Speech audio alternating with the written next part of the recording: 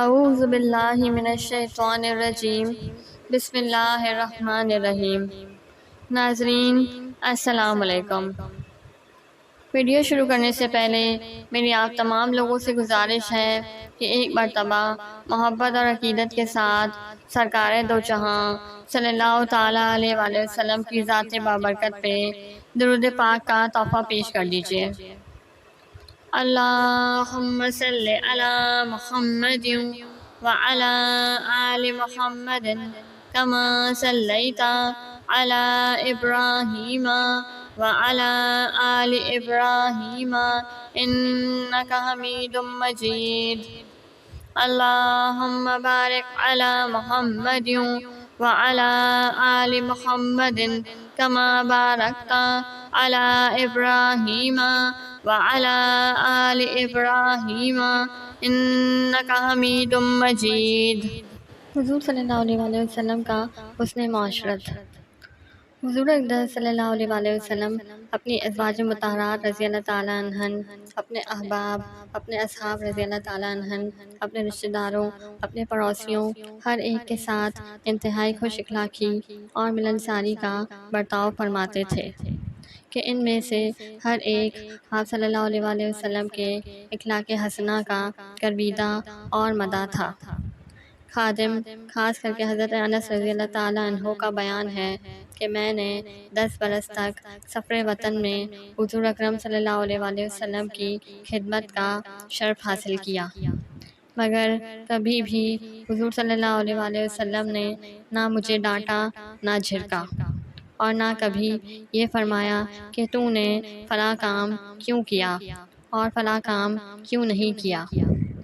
حضرت عائشہ رضی اللہ تعالیٰ عنہ کہتی ہیں کہ حضور صلی اللہ علیہ وآلہ وسلم سے زیادہ کوئی خوش اخلاق نہیں تھا۔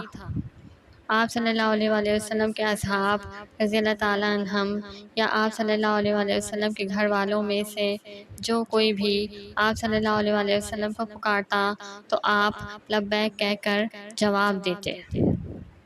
حضرت انس رضی اللہ تعالیٰ عنہ راوی ہیں کہ اگر کوئی شخص حضور صلی اللہ علیہ وآلہ وسلم کے کان میں کوئی سرگوشی کی بات کرتا تو آپ صلی اللہ علیہ وآلہ وسلم اس وقت تک اپنا سر اس کے منہ سے الگ نہ فرماتے جب تک وہ کان میں کچھ کہتا رہتا،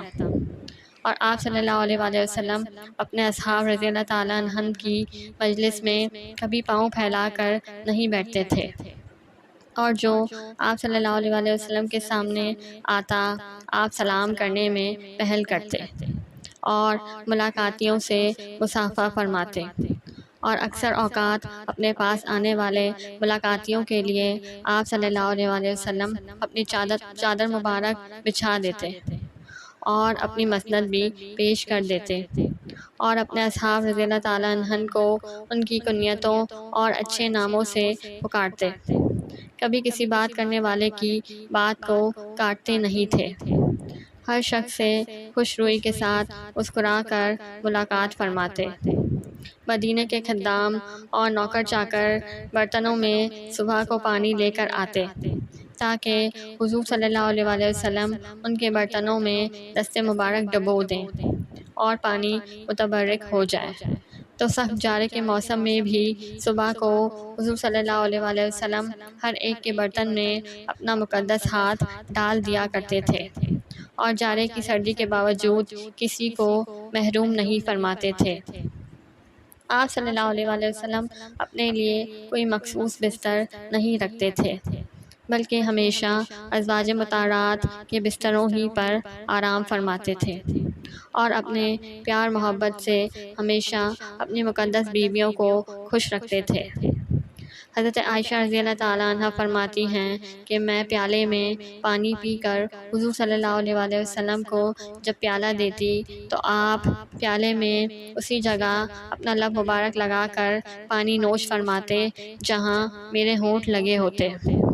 اور میں گوشت سے بھری ہوئی کوئی ہڈی اپنے دانتوں سے نوچ کر کھاتی تو حضور صلی اللہ علیہ وآلہ وسلم کو دیتی، اور آپ صلی اللہ علیہ وآلہ وسلم بھی اسی جگہ سے گوشت کو اپنے دانتوں سے نوچ کر تناول فرماتے جس جگہ میرا منہ لگا ہوا ہوتا۔ آپ صلی اللہ علیہ وآلہ وسلم روزانہ اپنی ازواج مطہرات رضی اللہ تعالیٰ عنہن سے ملاقات فرماتے اور اپنی صاحبزادیوں کے گھروں پر بھی رونق افروز ہو کر ان کی خبر گیری فرماتے اور اپنے نواسوں اور نواسیوں کو بھی اپنے پیار و شفقت سے بار بار نوازتے۔ بچوں سے بھی گفتگو فرما کر ان کی بات چیت سے اپنا دل خوش کرتے اور ان کا بھی دل بہلاتے۔ اپنے پڑوسوں کی بھی خبر گیری اور ان کے ساتھ انتہائی کریمانہ اور مشفقانہ برتاؤ فرماتے۔ الغرض آپ صلی اللہ علیہ وآلہ وسلم نے اپنے طرز عمل اور اپنی سیرت مقدسہ سے ایسے اسلامی معاشرے کی تشکیل فرمائی کہ اگر آج دنیا آپ صلی اللہ علیہ وآلہ وسلم کی سیرت مبارکہ پر عمل کرنے لگے تو تمام دنیا میں امن و سکون اور محبت و رحمت کا دریا بہنے لگے اور عالم کائنات امن و راحت اور پیار و محبت کی بہشت بن جائے۔ سبحان اللہ۔ وآخر دعوانا ان الحمد للہ رب العالمین۔